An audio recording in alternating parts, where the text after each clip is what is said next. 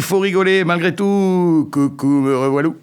Il est 9h30 à quelques secondes près. C'est donc l'heure de la chronique déjantée du Patou, qui rit de tout, ou presque, en direct, dans les studios de Radio Libre en Périgord, la radio que l'on adore.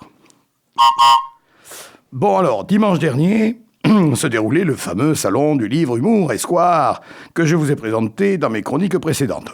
Malheureusement, malgré une médiatisation abondante et soignée, la foule n'était pas au rendez-vous. C'est surtout dommage pour les auteurs présents, dont certains venaient de loin. Il faut croire que l'humour en zone rurale n'intéresse pas grand monde. Bien que je ne sois pas chasseur, il faudra certainement changer mon fusil d'épaule l'année prochaine, mais on en reparlera. En attendant, à titre exceptionnel, on va commencer par la fin, vu que ce salon était dédié à Pierre Dac, et comme je me suis procuré le livre de ses pensées, en voici une bonne palanquée. Écoutez bien. Rien de ce qui est fini n'est jamais complètement achevé, tant que tout ce qui est commencé n'est pas totalement terminé. Celui qui, dans la vie, est parti de zéro pour n'arriver à rien, dans l'existence, n'a de merci à dire à personne. Un concerné n'est pas forcément un imbécile en état de siège. Pas plus qu'un concubin n'est automatiquement un abruti de nationalité cubaine. On dit d'un accusé qu'il est cuit quand son avocat n'est pas cru. Certains donnent leur parole, mais ne la tiennent pas. Mais comment voulez-vous qu'ils la tiennent, puisqu'ils l'ont donnée ? Les choses étant ce qu'elles sont, les prochains jours seront ce qu'ils seront, ce qui ne les empêchera pas, pour autant, d'être de nature diversifiée et même contradictoire, pour peu que les circonstances s'y prêtent. Le proverbe qui dit « celui qui peut le plus, peut le moins » ne veut rien dire. En effet, celui qui ne peut que le moins ne peut tout de même pas faire moins que ce qu'il ne peut pas faire de plus.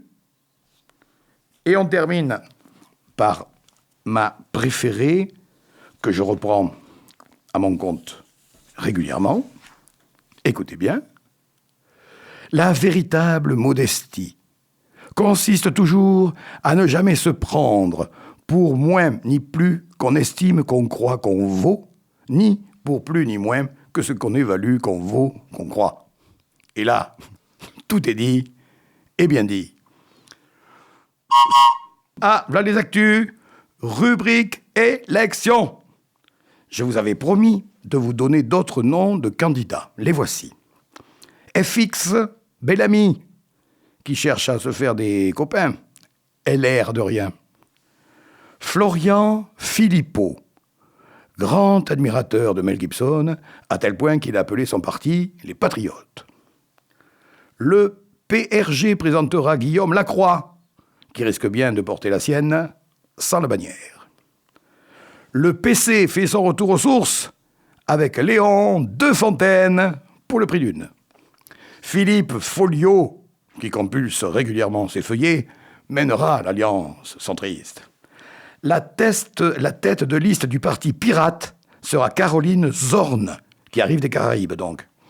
Et il y aura aussi une liste franco-allemande, le parti Volt, qui aura la face de Sven Frank. Bon, il est possible que nous ayons d'autres partis totalement inconnus du grand public qui pointent leur nez dans les semaines à venir. Comptez sur moi pour vous en parler à ma façon. Alors là, c'est le bousquet, s'écria Dominique à la lecture, excusez-moi, de la nouvelle condamnation du conseil départemental à payer une suramende dans l'histoire des piles de Bénac que Germinal ne veut pas détruire dans l'espérance que son nouveau projet soit accepté dans une dizaine d'années. Peut-être.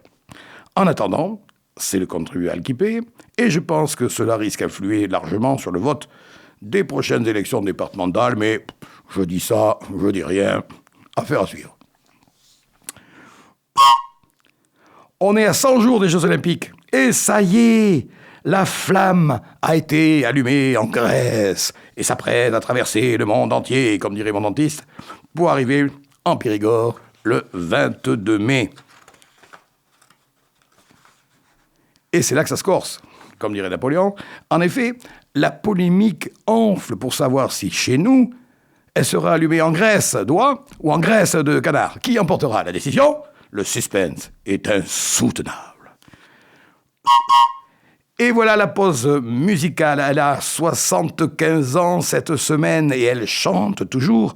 Surtout, ne coupez pas le son, car sans son, vous n'entendrez pas Véronique.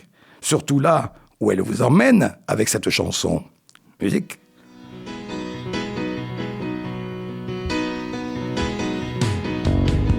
Aller de ville en ville, ça je l'ai bien connu.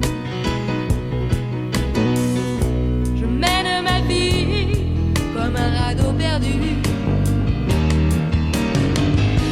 Les gens de la nuit sont toujours là quand il faut. Ils vous accueillent avec des rires et des bravos. Les vapeurs d'alcool, ça je les connais bien. Les cheveux qui collent au fond les musiciens. C'est difficile, le choix d'une vie. Je rêve de choses dont j'ai réellement envie. Chante dans le froid du vent ouvert. Chante sur des souvenirs amers. Et je danse, c'est bien. Je ne vois jamais le matin. C'est bien. À midi, je suis dans mon lit et je rêve de quelque chose. À minuit, je suis dans la ville et je cherche quelque chose.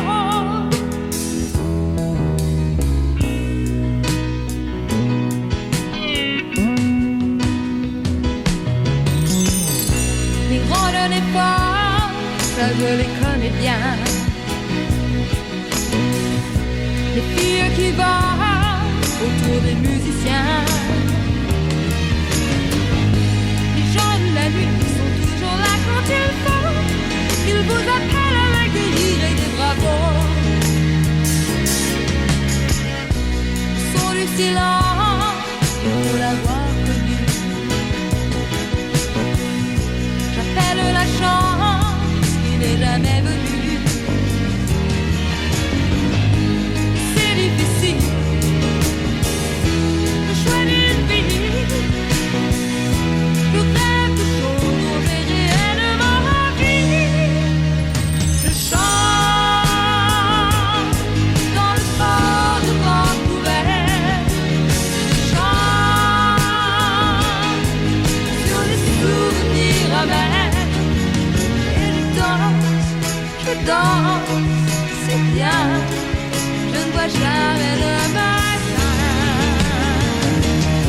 Et je chante dans le fort de Vancouver. Et je lance des menaces dans les airs. Et je danse, oh je danse, c'est bien. Je ne vois jamais le matin.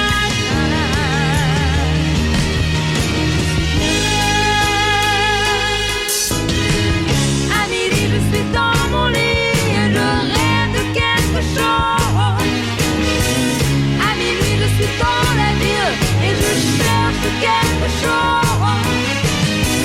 À midi, je suis dans mon lit et je rêve de quelque chose. À minuit, je suis dans la ville et je cherche bien. À midi, je suis dans mon lit et je rêve de quelque chose. À minuit, je suis dans... Merci beaucoup Véronique et à bientôt. Sans transition, on passe au moment du contre-P. Alors on commence par les 13 indices des contrepèteries de la semaine dernière concernant les vacances scolaires. Alors le directeur rentre chez lui. Une fois, L'école verrouillée, il faut inverser le L de école avec le ouille de verrouillé. Et la maîtresse nettoie la classe des grands. Et la maîtresse nettoie la classe des grands, il faut inverser le L de classe et le R de grand. Avant de partir, des étudiants insolites ont astiqué leur banc. Il faut inverser le IT de insolite et le AN de banc. Il va falloir réviser pour savoir comment calculer en 100 leçons. Inversons donc le cal de calculer et le 100 de 100 leçons. Il y avait aussi le double. Franchement, quel beau métier, professeur. Donc là, il faut inverser le M de métier avec le F de professeur et le T de métier avec les deux S de professeur. Tout à l'heure, je vous parlais de la flamme. Mais pour qu'il y ait une flamme, il faut qu'il y ait du feu. Voici donc quelques contrepéteries bien allumées, si j'ose dire. Ne craignez rien, madame, ce n'est jamais qu'un feu de poutre. Ne craignez rien, madame, ce n'est jamais qu'un feu de poutre. Mais méfiez-vous cependant des coups de feu. Mais méfiez-vous cependant des coups de feu.